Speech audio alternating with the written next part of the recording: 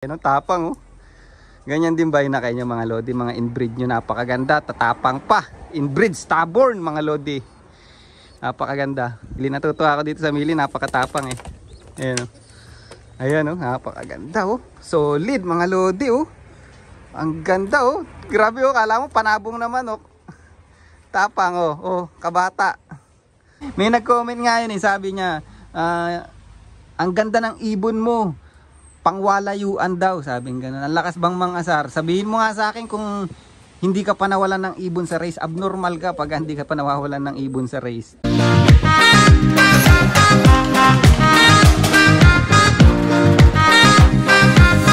So yun mga kalapatids, nakita nyo na naman yung pagmumukha ko. Yan, umuulan mga lodi. Magtotos sana tayo, kaya ngayon pinaronda ko na lang sila. Ayan, nagparonda na lang tayo, matitigas ang ulo. Ayan mga lodi. So nagparonda na lang ako and nagkayod ako ng loop mga lodi. Meron tayong mga itatapon na itlog. Kasi hindi naman na natin gagamitin to. Ayan o. Nagkayod na ako mga lodi. Mancha-mancha na lang yan. Ayan o. Tapos papasukin natin sila. Meron pala akong papakita sa inyo. Ay nakay, nakakatuwa. Ang tapang ng inakay na to. Nakakatuwang paglaruan eh. Ayan mga lodi o. Nakaabang agad. Kung naalala yung meron nakatakip doon na ano. Parang latang nakatakip doon pugad mga lodi. Ito yung itlog na yun oh. Ayan. Akala papipisahin ko sana, kaya lang mukhang hindi na tamang papisahin. Ang dumi. Ewan ko kung may laman to, pero yung anlamig na eh. So hindi ko na napansin, pero okay lang mga lodi. Wala namang problema. Tapos meron pang itlog dito sa taas. Tapon na natin mga lodi oh. Whoop, tapon na. Ito pa mga lodi oh. Ayan. Nakikita nyo ba yung pagmumukha na yan mga lodi? Ito is yung unang anak ni Stubborn, si Jopay. Tapos pinarisan nung inbreed na milikak din. Ayan o, ayan o, ayan o. Wait lang, ayan, may itlog mga lodi, dalawa. So pangatlong beses na yatang to ng itlog, tinatapon ko lang. So talagang ang lakas mag-itlog nito, kaya try nating papisain. Yan, wala namang mawawala eh. Try lang naman eh. So papisain natin yan. Tingnan natin kung maganda ilalabas ng anak. Solid naman yung itlog mga lodi. Sa gusto ko rin kasing mato, no? Solid din naman itlog, oh, laki oh. Sa gusto ko rin matutong subo yung kak, yung inbreed, kasi in the future gagawin kong breeder yun. Foundation natin yun mga lodi. Pamalit natin kay Stubborn. But meron pa ako ipapakita sa inyo mga lodi, mas matutuwa kayo. Dali yan, mga ginupitan ko na ng pakpak yung mga yan eh. Kasi wala nga tayong extra na loop mga lodi, but next time gagawa tayo. Ayan mga lodi. Ayan, nakikita nyo ba yan? Nagtatago pa yung ulo ng isa oh. Napakatapang na inakay mga lodi. Ayan oh. Lalaban oh, lalaban. Oh, tingnan niyo yung butchi, gumagalaw-galaw oh. Alam niyo ba kung kanino anak yan? Ayan oh, ang tapang, anak ni Stubborn, inbreed mga lodi. Ayan oh, ang tapang. Tingnan niyo. Ang tapang mga lodi. Baba natin para makita niyo. Nakakatuwa eh. Ayan mga lodi, ito yung anak ni Stubborn, ang tapang, tingnan niyo. Ayan. Inbreed ni Stubborn mga lodi. Napakatapang. Ayan oh. Ayan o, tinan nyo yung kamay ko. Pag ganyan tumataas-taas yung balahibo, galit eh. Nakakatuwa mga lodi. Isang blue bar, isang mili na naman yung nilabas ni Stubborn. Ganda na naman itong tinan nyo yung pakpak na itong blue bar. Kabata pa, nagkukuha na oh. Kitang-kita nyo yung abo. Ang ganda. Kaya lang yung pagkamili nito mapula na naman. Si Stubborn hindi ganong pulang-pula yung pagkamili. Ayun, tapang oh. Ganyan din ba yung nakain nyo mga lodi? Mga inbreed nyo napakaganda. Tatapang pa. Inbreed Stubborn mga lodi. Napakaganda. Ayan o. Paglakarin nga natin itong Mili. Natutuwa ako dito sa Mili. Napakatapang eh. Ayan o. Ayan o. Napakaganda o. Solid mga lodi o. Ang ganda o. Grabe o. Kala mo panabong naman o. Tapang o. Kabata. O. Tapang ng dugo ni Stubborn mga lodi. Yan oh. Blue bar. Isang clutch pa, masaya na ako mga lodi. Sana mag-itlog pa uli. Ganda ng dropping, so solid oh. Di ko nga lang alam kung ano to. Sana magparehas hen na lang mga lodi. Mas gusto ko hen eh. Pero mukhang kaktong isa eh. Ang ganda mga lodi. Balik na natin. Nakakatawa. Ayan o. Solid mga lodi. Yan, pakita ko sa inyo magiging kalalabasan nitong inili na to pag lumaki. Nandyan yun eh. Balik na natin mga lodi. Baka magalit yung naghihintay na. Ayan o. Nagagalit na si Lady Stubborn. Mag-iitlog na uli si Lady Stubborn mga lodi. So may mga nagpapasuksok sa atin ng bloodline na to, no problem. Yan. Hindi naman tayo madamot. Yung iba kasi akala madamot tayo kaya sa iba lumalapit eh. Ayun ang kamalasan nyo. doon na kayo mag-start gumulong pag bumili kayo ng mahal na ibon dito sa New Zealand mga lodi. Ayan oh.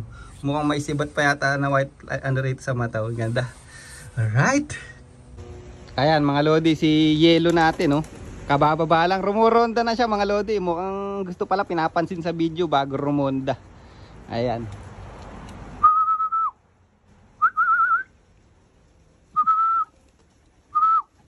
Papasukin natin sila mga lodi, muulan eh. But okay ding maligo sila mga lodi. Ayan, lalagyan natin pala ng clip ring yung yung 6 na futurity natin. Kasi nalilito ko puro blue bar. Ayan oh. Ayan pala natin sila maligo sa ulan. Ayan, nakakatawa oh.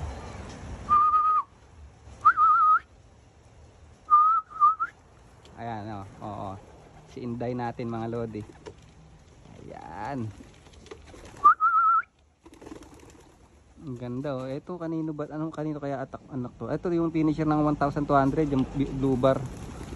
Ayan mga blue checker. Yan blue checker anak ni Stubborn niya mga lodi. Kapatid niya yun red checker. Asan ba yung mili na ano?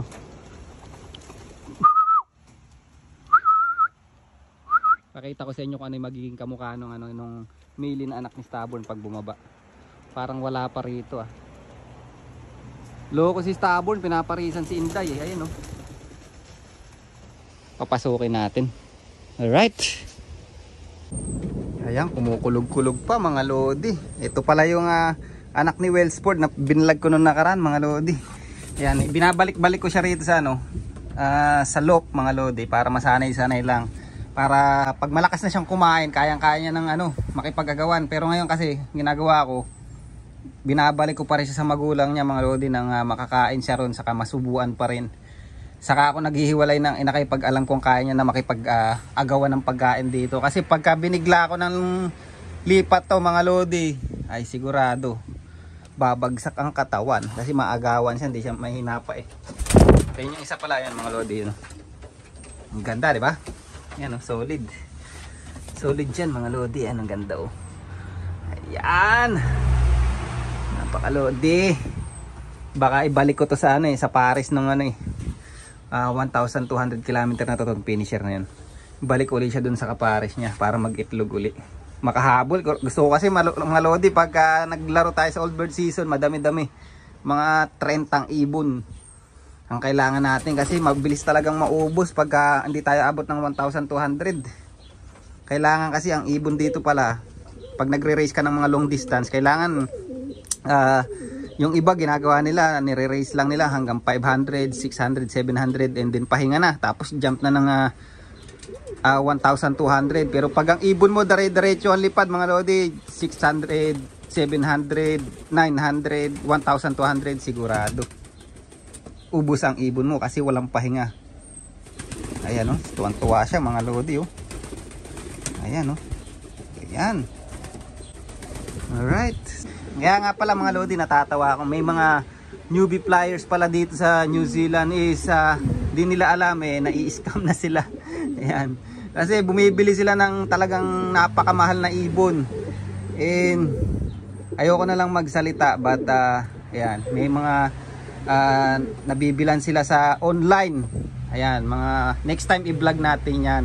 Kung magkano ba talaga yung presyo ng ibon dito sa New Zealand para may idea kayo. Akala nyo kasi, yung iba kasi porke bata ako mga lodi, walang naniniwala sa akin.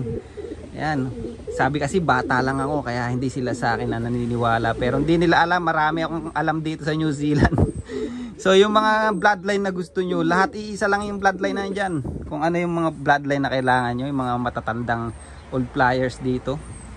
Ayan, andyan na yung mga bloodline na yan mga lodi. Nasa sa inyo na lang yan kung pagka nilipad nyo. So sabi nga, hindi naman daw ako marunong, pawalayuin nga ibon ko. Ayan, kaya nawawala ibon ko. Ganun lang naman yun eh. May nag-comment nga yun eh, sabi niya, ang ganda ng ibon mo, pangwalayuan daw, sabi nga ganun. Ang lakas bang mangasar? Sabihin mo nga sa akin kung hindi ka pa nawalan ng ibon sa race. Abnormal ka pag hindi ka pa nawawalan ng ibon sa race. Tandaan mo yan.